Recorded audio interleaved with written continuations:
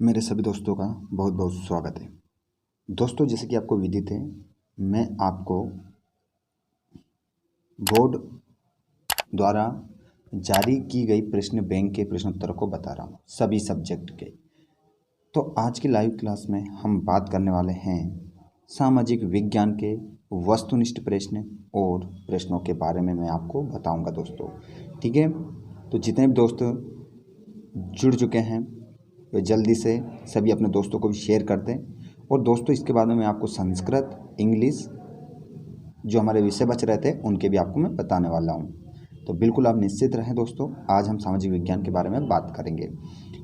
बहुत ही महत्वपूर्ण है दोस्तों, इनके अलावा कुछ भी प्रश्न कहीं और बाहर से नहीं आ सकते, आपको यही देखने हैं। ठीक है, तो आप अच्छे से देखिएगा। देखिए, आप देख सकते हैं राष्ट्रीय माध्यमिक शिक्षा अभियान लोक शिक्षण संचालनालय मध्य प्रदेश के द्वारा जारी की गई दोस्तों, और बिल्कुल नई जो ब्लूप्रिंट है उसके आधार पर ये बनाई गई है। तो दोस्तों, आप अच्छे से देखिएगा, एक एक प्रश्न को नोट कीजिएगा जिससे आपके अच्छे नंबर आ सके और अच्छे से प्रश्नों को आप याद कर सकें। चलिए, तो आज हम शुरू करते हैं, हमारे इस टॉपिक की ओर बढ़ते हैं और इसको कंप्लीट करते हैं दोस्तों। इसके बाद में जो हमारा आने वाला रहेगा वो संस्कृत रहेगी, जिसके बाद में इंग्लिश रहेगी। तो सभी दोस्त अगले वीडियो को पाने के लिए चैनल को जरूर सब्सक्राइब करें। बिल्कुल दोस्तों, आपकी जो ब्लूप्रिंट है उसके आधार पर आपको बताने वाले हैं हम आज। ठीक है, और इससे पहले भी हम बता ही रहे हैं, इससे पहले भी हम 2-3 वीडियो डाल चुके हैं, हिंदी के, गणित के और साइंस के। ठीक है, 2-2 वीडियो डाल दिए लगभग। चलिए दोस्तों, अब मैं बताता हूँ आपको। सबसे पहले बिल्कुल न्यू ब्लूप्रिंट पर आधारित रहेंगे प्रश्न। ठीक है, चलिए देखिए दोस्तों, इस पाठ से वस्तुनिष्ठ प्रश्न आएगा 1 अंक का। कितने अंक का दोस्तों? 1 अंक का। ठीक है, तो मैं आपको 2-3 5-7 वस्तुनिष्ठ प्रश्न बताऊंगा, उसमें से आपका 1 अंक का प्रश्न आ जाएगा। अच्छे से आपको नोट करना है बस, और याद रखना है बस। 1 नंबर यहाँ से आप ले लेंगे दोस्तों। चलिए देखिए, मानव सर्वाधिक उपयोग करता है। देखिए, ये बताना है आपको कि मानव सर्वाधिक उपयोग करता है कौन से जल का करता है। तो भूम जल का, महासागरीय जल का, पृष्ठीय जल का, वायुमंडलीय जल का, ये आपको बताना है। सिंपल सा क्वेश्चन है। ठीक है, तो देखिए, सर्वाधिक जो जल का उपयोग होता है मानव कौन से करता है? भूम जल का उपयोग करता है। चलिए अगला प्रश्न देखिएगा, घना पक्षी विहार स्थित है। घना पक्षी विहार स्थित है, ये आपको बताना है। तो दोस्तों, इसमें आपका जो करेक्ट आंसर होगा वो राजस्थान में होगा। कई बार ये परीक्षा में पूछा जा चुका है। ऊपर वाला प्रश्न और नीचे वाला दोनों ही पूछे जा चुके हैं। चलिए अगला प्रश्न देखिएगा, वन संसाधन की प्रमुख समस्या है। तो देखिए, वन संसाधन की प्रमुख समस्या ये आपको बताना है। मछली पालन, रेगिस्तान का विस्तार, वनों में लगने वाली आग और आदिवासी। तो देखिए, वन संसाधन की प्रमुख समस्या, देखिए जो वन होते हैं उनके लिए सबसे बड़ी समस्या कौन सी होती है? ठीक है, तो कौन सी होती है दोस्तों? वनों में लगने वाली आग सबसे बड़ी समस्या होती है, क्योंकि इसमें कई प्रकार के जानवर रहते हैं। ठीक है, और वृक्ष रहते हैं, वो सब क्या हो जाते हैं? राख हो जाते हैं जलकर। ठीक है, तो इसमें बहुत बड़ी समस्या रहती है आग लगने के कारण। अगला देखिएगा, मानव जनित आपदा है। मानव के द्वारा जनित आपदा है, मानव के द्वारा जो आपदा जन्म लेती है वो आपको बताना है। देखिए, सूखा कोई मानव के द्वारा नहीं आता है, ना बाढ़ आता है, ना भूस्खलन आता है। जो सड़क दुर्घटना ये मानव के द्वारा ही होती है। देखिए अगला प्रश्न देखिएगा, वन महोत्सव के जन्मदाता। देखिए, वन महोत्सव के जन्मदाता किसे माना गया है, ये आपको बताना है। तो दोस्तों, जो वन महोत्सव के जन्मदाता माने जाते हैं वो माने जाते हैं के.एम. मुंशी। ठीक है, चलिए अगला प्रश्न देखेंगे, आंध्र प्रदेश और उड़ीसा के डेल्टा क्षेत्रों तथा गंगा के मैदानों में सामान्यतः मिट्टी पाई जाती है। देखिए, क्या करना है यहाँ पर आपको, क्या बताना है दोस्तों? अच्छे से क्वेश्चन को समझिएगा मेरे दोस्तों। जितने भी 10th वाले स्टूडेंट हैं वे सभी अच्छे से पढ़िएगा। और दोस्तों, यदि देखिए कोई सा टॉपिक हिंदी, संस्कृत को लेकर या सामाजिक विज्ञान जो भी मतलब आपका टॉपिक है, यदि आपको कोई सा टॉपिक समझ में नहीं आ रहा है, ग्रामर से संबंधित हो, तो आप हमें कमेंट करके बता सकते हैं, उसके ऊपर हम वीडियो बना देंगे। ओके दोस्तों, हाँ, और जितने दोस्त अभी लाइव देख रहे हैं वो सभी एक बार वीडियो को लाइक ज़रूर कीजिएगा दोस्तों, और अपने दोस्तों को भी शेयर कीजिएगा, और अगले वीडियो को पाने के लिए चैनल को जरूर सब्सक्राइब करें। चलिए दोस्तों, तो देखिए छठा क्वेश्चन देखेंगे, आंध्र प्रदेश और उड़ीसा के डेल्टा क्षेत्र तथा गंगा के मैदानों में सामान्यतः कौन सी मिट्टी पाई जाती है? तो दोस्तों, यहाँ पर जो सामान्यतः मिट्टी पाई जाती है वो पाई जाती है जलोढ़ मिट्टी। और दोस्तों, जलोढ़ मिट्टी का निर्माण होता है नदियों के द्वारा, जो मिट्टी बहकर आती है।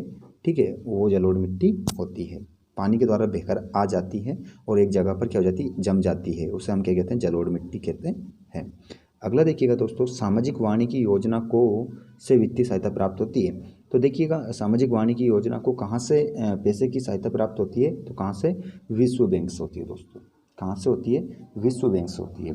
अगला क्वेश्चन देखो दोस्तों, वन अग्नि नियंत्रण योजना। अब क्या आपको खालिस्तान बनना है, खालिस्तान आ चुके हैं आपके, ठीक है, अब खालिस्तान आ रहे हैं, इनमें से आपका एक प्रश्न, एक नंबर का प्रश्न आएगा दोस्तों, और भी जो प्रश्न बनेंगे मैं आपको सारा बताऊंगा, क्योंकि जो मैं अब आपको बताने वाला हूँ set, Hindi, Sanskrit, maths, English, सामाजिक विज्ञान, विज्ञान, जो भी सेट हैं आपके, बिल्कुल आपकी जो ब्लूप्रिंट है उसके आधार पर बताऊंगा दोस्तों, ठीक है, बिल्कुल सरल तरीके से बताएंगे आपको, ताकि आपको समझ में अच्छे से आए।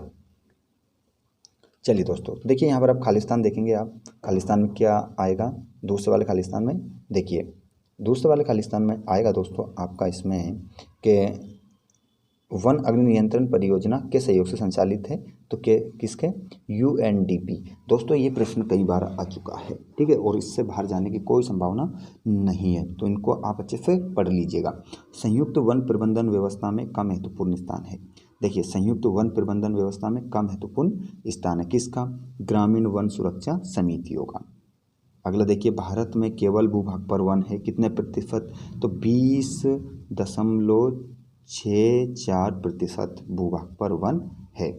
अगला देखते हैं दोस्तों, मिट्टी में उर्वरता की कमी को कहते हैं। देखिए मिट्टी में जो उसकी शक्ति है उसमें यदि कमी हो गई तो उस कमी को कहते हैं, क्या कहते हैं, मृदा क्षय। क्या कहते हैं, मृदा क्षय कहते हैं।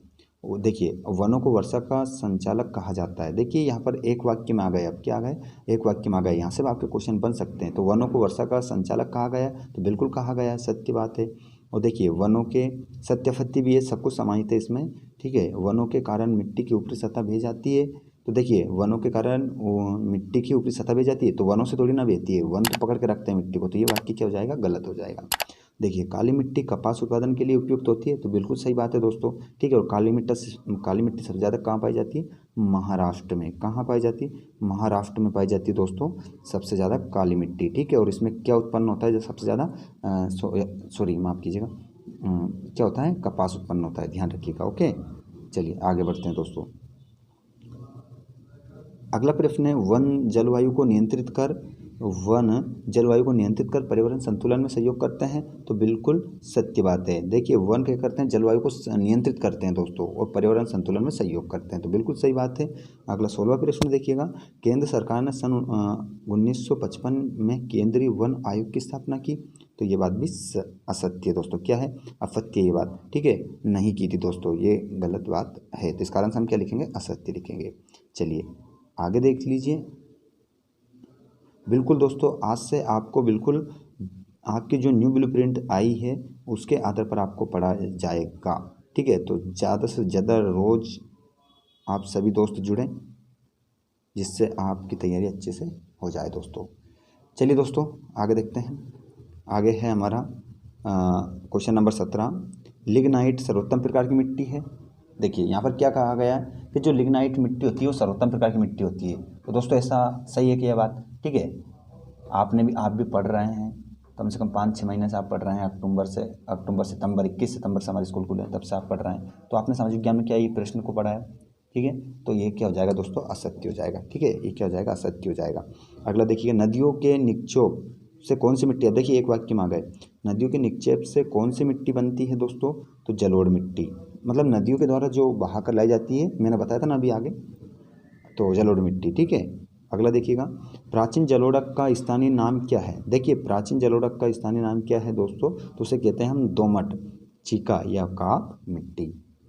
अगला देखिएगा 20वां, कौन सी मिट्टी कपास फसल के लिए उपयुक्त होती है। अभी बात कर चुके हैं, मैंने आपको बताया था कौन सी मिट्टी, काली मिट्टी, जो सबसे ज़्यादा कहाँ पाई जाती है, महाराष्ट्र में, ठीक है दोस्तों। चलिए